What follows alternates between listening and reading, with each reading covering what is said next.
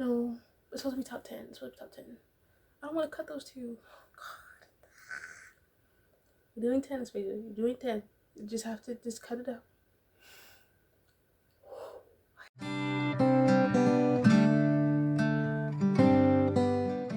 Hey guys, and welcome back to my channel. My name is Spacer. This is my channel, Asparagus Reading, and today we'll be talking about my top 10 books of 2020. I was going to do an honorable mention section and a regular top something section, but we're going to completely cut the honorable mentions because every time I do honorable mentions for the best and the worst, the video ends up being 30 minutes long. So, we're not doing it. We're just going to get straight into my top 11 books. My book for the top 10th place, I have The Shadow Between Us by Tricia Levenseller. I have never read a Tricia Levenseller book until that year. Excuse me, ma'am. Who give you the permission? This is a fantasy book following a girl who has a plot to woo the Shadow King to get his attention, marry him, and then kill him and get the throne. Excuse me, I'm like a woman with a plan. Hello? I was excited because, like, it was very clear what she wanted from the beginning, and that's all I wanted. I feel like a lot of books, you gotta make the plan, then do the plan, and blah, blah, blah. Have the plan at the beginning, let's go. Dove right into it. And so that's exactly what the plot is. However, and so she gets there, she gets his attention, blah, blah, blah. She gets to the kingdom. I think they're, like, fake married. Like, they're married, but they're not, like, interested in each other. He is stubborn, doesn't really want anyone close to him because of certain things, and she just wants to kill him, so she don't really care.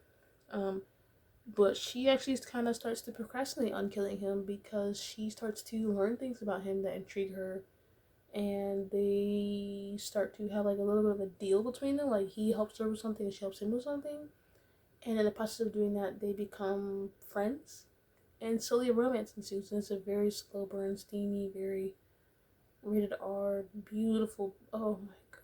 She's also very sex positive, which I loved. I just loved the energy where she's like, fuck me and goodbye. And I was like, okay. Like, she was really like, this is my castle. I can do what I want. Thank you very much.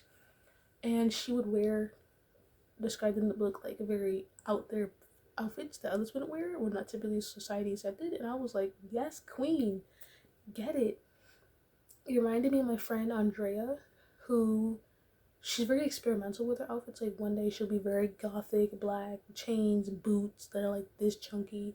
Next day she'll be very, like, cottagecore fairy. Next day she'll be doing, like, primary colors. She's very experimental, and it always looks amazing on her. I don't understand how she does it, but it's like, amazing. And I just felt like I got the same energy with this character, like, just wearing whatever she wanted. And I love that. Love that. However, there was a conversation in it where it was talking about, I can't remember what the conversation was, but it was, like, talking about how they didn't need a man or didn't need to have sex or something. Like, if you didn't want to do that with your husband, you didn't have to. But then a different character would come in saying that, said something the opposite of that, and then they were like, oh yeah, this girl, let me help you, give you some tips. They kind of just flip-flop their opinions within a couple pages of each other, so I'm a little confused with that. But I did like the overall discussion. This then ending. The ending, you lead up to the ending, right? And there's a certain point where you think it's ended, and I'm like, wow, what a great book. Flip the page thinking, you know, I'm about to get the acknowledgements or credits. Nah, bitch. No. There was a whole twist, and I was like, oh my god. No, you didn't. No, Miss Tricia Levenseller, no, you didn't. I was happy ending right here. No, you didn't. And now I'm, like, about to start panicking because I'm thinking the book is ending after all of that. And then flip the page and a whole new thing on. I'm like, oh my god. No. Listen. The ending with the 2-3 twist at the ending. Woo. I was leaning towards 4.5. That ending, 5 stars, automatic. I was like, oh my god. Loved it. Can't spoil it. Wish I could, but loved it. It was a little obvious, but I mean, at first, a little suspicious of that particular character, but, like, I stopped caring about him at some point because I was loving the romance. And then at the ending, it was like, bam, you forgot about me, huh, bitch? And I was like, oh, yes, here for it. Coming in at Number 9, we have Twee Cute. This is an arc that I read at the very beginning of the year that follows Pepper and Jack, Pepper Jack, who are both children of two very successful restaurants. I believe Pepper's family is owning a chain restaurant for fancy grilled sandwiches, like grilled cheeses and stuff. And then Jack's family own a family-owned restaurant in town that is like sandwiches and drinks and other things. It's just a family-owned restaurant. One day, I'm trying to remember what the order of this goes. I believe Pepper's family restaurant tweets. I don't remember who tweeted. Someone tweets about their new sandwich, right? That's very popular, very beloved. And Jack's family finds out, and they think that, like, oh my god, they stole one of our our menu items. Like, you can't just do that. Like, that's lying, that's cheating. You're taking something that's ours, that's been having successful, and taking it and claiming it as your own. And then they're like, no, we're not. No, we didn't. No, we don't take them out. We're just our own recipe, whatever. So there's this whole Twitter war going on between them, but they don't know about it, right? So that's the first thing. The Twitter war between their two restaurants, but they don't know or who's behind it. Second thing, Jack is not really into the restaurant business. He doesn't really want to do that. He wants to do more computer software, making apps and type stuff. And he has created a popular app at his high school that is called like Pop the Weasel or something like that, where you can have an account and your account is an animal, and you can talk to people anonymously and chat and stuff, and at random points your profile and who you really are is revealed to the school. Because he really enjoyed his conversation with what is theirs? I can't remember what their animals are.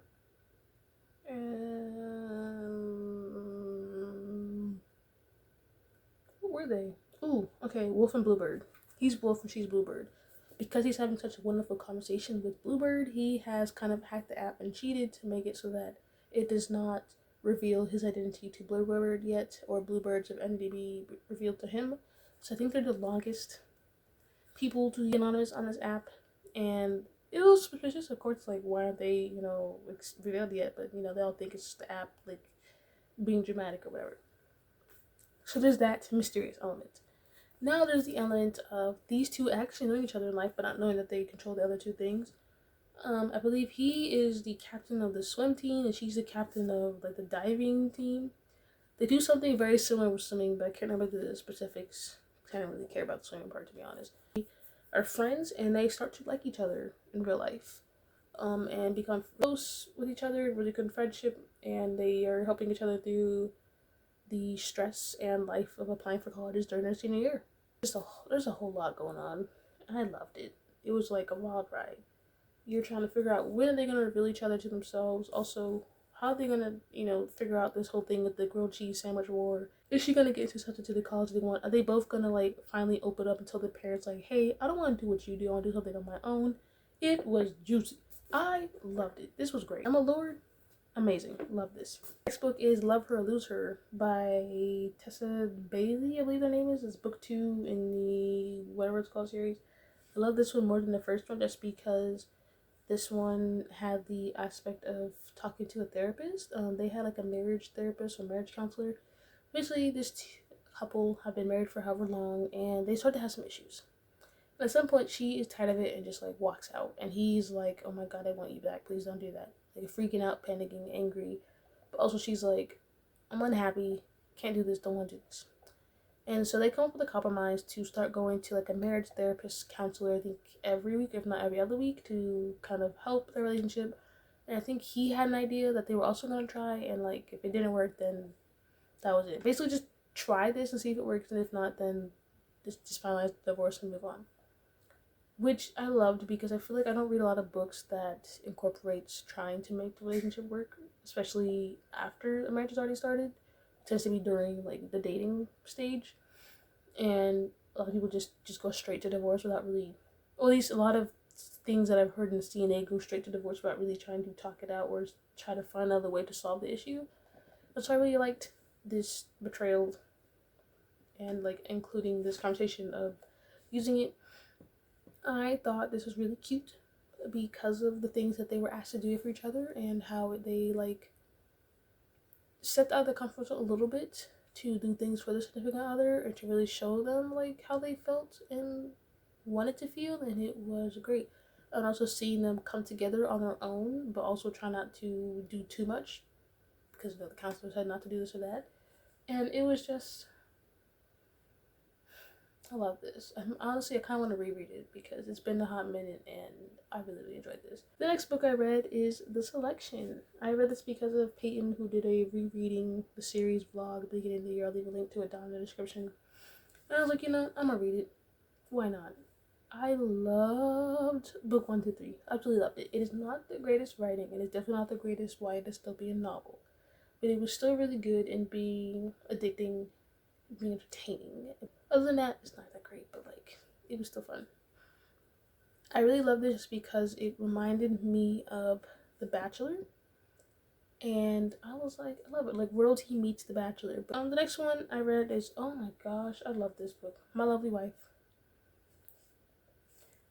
Did I order a copy of this book? I think I did. Where is that? It's probably, I see all these books I'm ordering and I have yet to get here. Anyway, My Lovely Wife is a mystery thriller following this married couple who like to kill together. And something happens in the town where I believe a body is found. And I believe the body of this person is one of the people they killed together. So they're like, or wait, I can't remember if the body they found is one they killed together, or maybe the body was in a place that they killed together. I can't remember the details. But, you know, obviously that's like, oh, that is a little too close to comfort. What is happening here? We're about to get caught. And so now this book, you're following the perspective of the husband, is following him, trying to figure out, trying to get a little closer to the crime scene to, you know, see how much they know. But also try not to get caught. And how his wife is also handling the situation, because like I said, they kill together, but they also have kids that they have to like deal with. Y'all, this was so good. The ending, y'all, this book was so good. I was shook because I was expecting it to go in such a different direction, and it didn't even, it went somewhere else, and I was like, oh my god. I think I had it on audiobook, and I remember like hearing the words, and I was like, bitch, I know you didn't. I know you fucking didn't. And I was like, I was screaming. Like, definitely one of the first mystery thrillers that I read and was like on my seat the whole time. So if you have any suggestions related to this, please let me know. Next book I read is Late to the Party by Kelly Quinlan. Oh my god, I love this book. So this book follows whatever her name is. I don't know the character's name. Just get there. Follows a girl who has felt like doesn't really know who she is, or what she wants to do with her life, or where she wants to go with a lot of things. She just feels very she's kind of doing what she's expected to do, being who she's expected to be, but not really what she wants to be. And so when she meets this group of friends and starts hanging out with them more, she really likes who they are and really likes who she's becoming around them. And starts to not hang out with her usual friends as much just because she doesn't really want to. And this book is basically her just exploring and discovering who she is as a person, what she truly wants to be and do, and just growing into herself and just being true to herself and honest to herself. And I just really, really loved it. There was LGBT characters in here. There was like a long distance relationship in here. There was drug use in here. There was romance in here. There was the fighting between the friends because you know that the inevitable is going to happen. I really enjoyed this just because I definitely remember going through that point in my life where I didn't really know who I was. I felt like I was doing a lot of what other people wanted me to be. Definitely feel like I fit a lot of other molds, I guess. Didn't really do me for a while. Kind of went through a phase where I like followed some trends and that was not cute. It's not cute. The next book, Avery's gonna be really proud of me. You're probably gonna be all shocked. The Ice Planet Barbarians. If you don't know what this book is, I'm very confused how. This made some rounds a couple times now in book 2. Book Ice Planet Barbarians is the first in a very long series, and also I think there's a companion series which is about a group of women who were on a ship. I definitely I can relate. I definitely still feel like I do this now, where I'm still exploring who I want to be and where I want to go in life and things that I want to do. So I definitely felt like this was very relatable to me. I just really enjoyed it, so I made it on my top 10 best books. I think they were kidnapped by some aliens, and something happened to that alien ship, and they end up being released from the ship to like save weight or whatever, and they end up crashing onto this random ice planet and things like that. But because they're crashed on how to use the ship, blah blah blah, it's cold, it's ice planet. So one of the girls, the main character, decides to venture out and see if she can help them and save them and possibly do something. Of course, they're on an ice planet. She's not really know what she's doing, but like, why not try? And she ends up running into this ice planet barbarian, who I think realizes they're like mates. There's a thing, it's in their chest. I can't remember where it is. It's in their body where it kind of like talks to you, and it tells you like, hey, your mate is nearby, and it does like, and it like heightens your emotions. I expected this book to be like a negative 1 star trashy romance novel, and I actually really enjoyed it because I liked the idea of like, I liked the description of the planet and the aliens and like the things that they do in their culture. I liked the budding relationship between the two of them. I liked how they still kept up with the plot of her trying to save her friends and trying to save herself because she's a human on this other planet that you really can't survive on. I don't even know what to say. This book beat out every other book I read in the year. It was good. I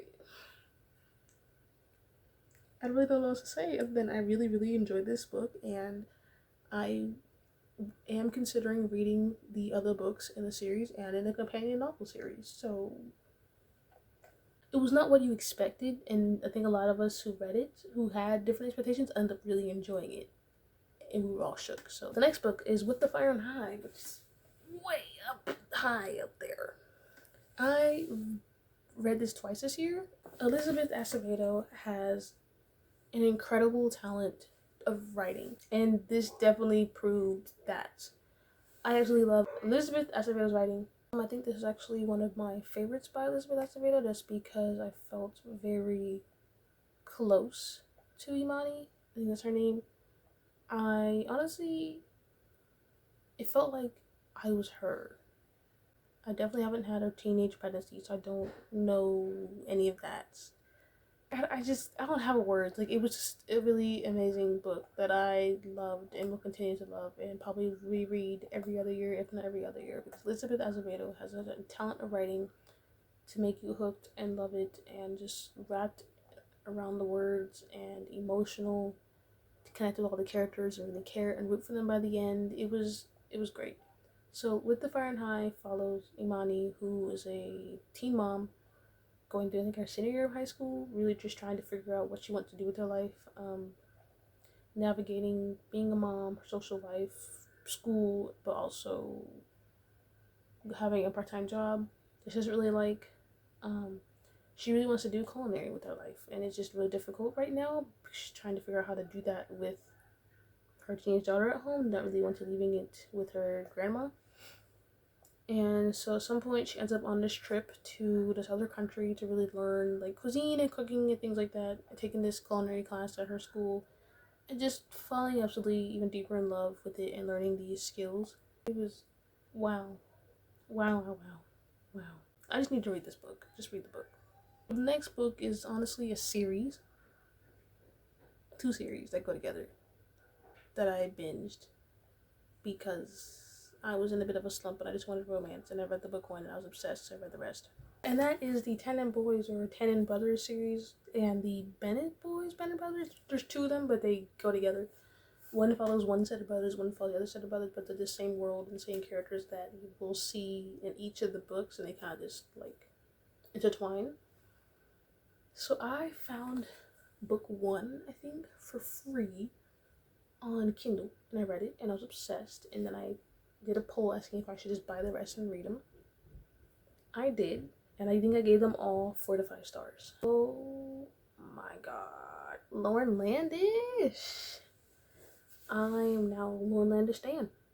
This basically follows, like I said, there's 2 sets of brothers who live on 2 farms. At the beginning of, I can't remember which series goes first, but at the beginning of the first series, there's basically some tension between the 2 families. They're rival farms because something happened between them a couple years back and the fathers that own the farm. I believe one of them has recently passed away, however many long ago. And then the other one I think is struggling with like addiction and drug use and gambling and stuff. So I think he's still alive, but just like doing dumb stuff. And so there's a lot of tension between them because one of them they feel has, I want to say the gambling one, they feel has done some stupid things to really hurt the other's business, and also keeps trying to come back and like take over their land and keeps like flirting with their mother. And it's like, really though, you disgusting thing, really? But then they feel like they did wrong to them even though their dad is a piece of crap. And they find out that I think he hasn't been handling money very well, and they're much farther into debt than they thought they would. The first one is the Bennet Boys Ranch trilogy, and then the second one is the Tannen Boys trilogy. So the first one is Buck Wild by Lauren Landish, and this is about James Bennet, who's a bull rider, and Sophie Stone, who is a veterinarian in training. So he's a bull rider, rodeo cowboy. He tends to do that when he's not on the farm helping with the family. And Sophie Stone has come to this town to do some veterinarian training with this like vet who's in the area.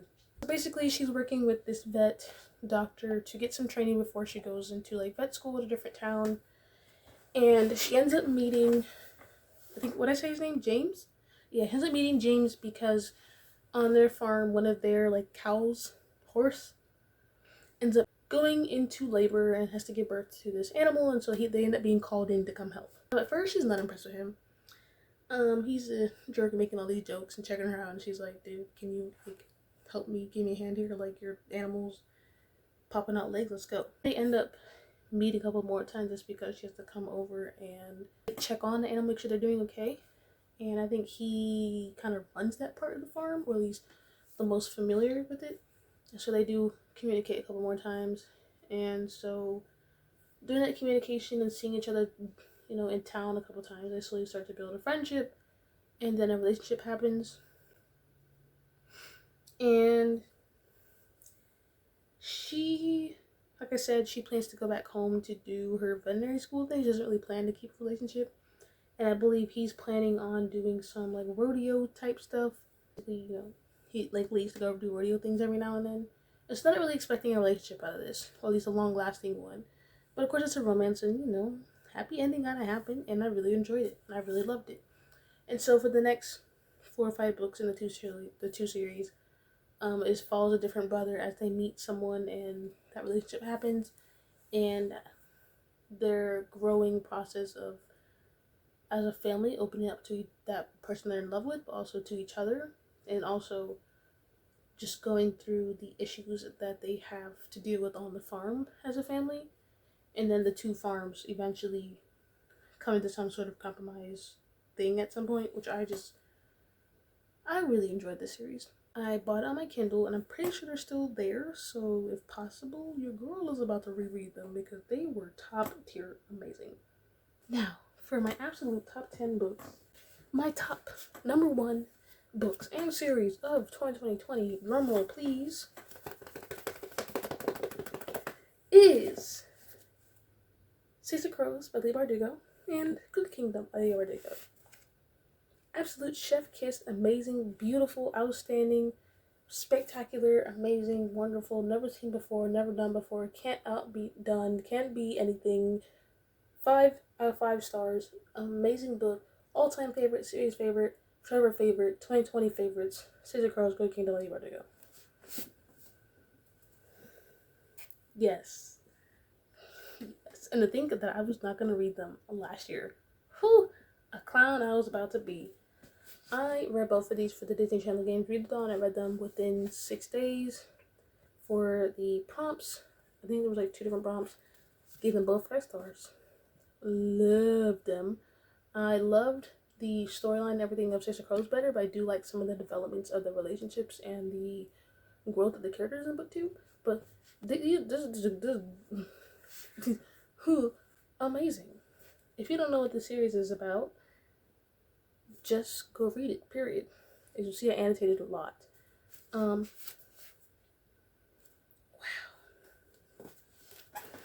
Like these need a shelf in their own. They need their own shelf. Like wow. I honestly never thought that I would be interested in this. I never thought that Lee Bardugo and I writing would really mesh together. But wow, I was a clown for thinking that because I was wrong. I loved this. These characters are my children, my husband, my wife, my favorites. I don't even know what to call them. They're just amazing. Kaz can kill me at any moment. That is fine. I will let him do it. He is amazing. Matthias, how do you say his name? He is frightening. Surprisingly more frightening than Kaz, which is like, hello, Kaz is damn psycho killer thief dude, but I don't know. I just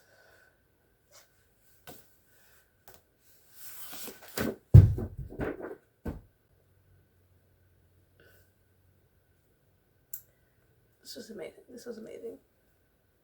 I don't know what to say. So this basically follows a crew of villains, thieves, criminals, etc., who are put together to do this big crazy heist. After something happens in their town area. They all have different, some of them have abilities, some don't. It's all explained in the book. So they go on this heist, this mission to find, wow, my brain is blanking. I'm just like staring at Kaz Brecker's name and blanking on everything else. Kaz offered a chance at a deadly heist that can make him beyond rich his wildest dreams, but he can't pull it off alone without these 6 people.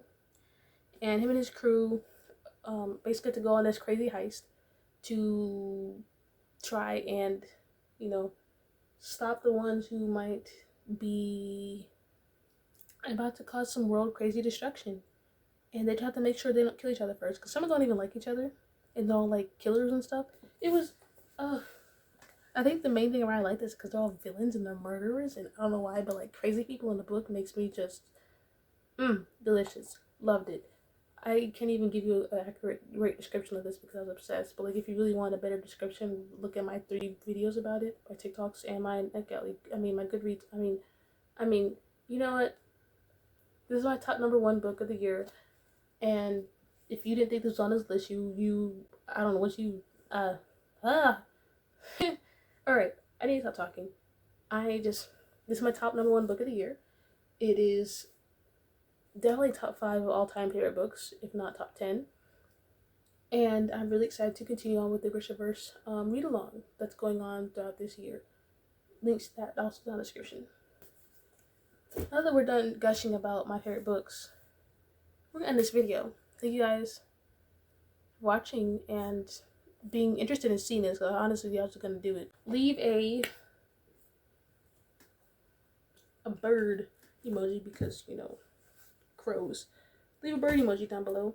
And let me know one of your top 10 favorite books were down below. We have a video of it and I didn't already watch it or comment. Put a link to it down below, or if it doesn't let you, DM me. I know sometimes YouTube is weird, but like links in the comments. Thank you for watching, for supporting, for hanging out, for being interested in this video. Let me know your top 10 or at least one of them down below. And I'll see you in the next one. Bye.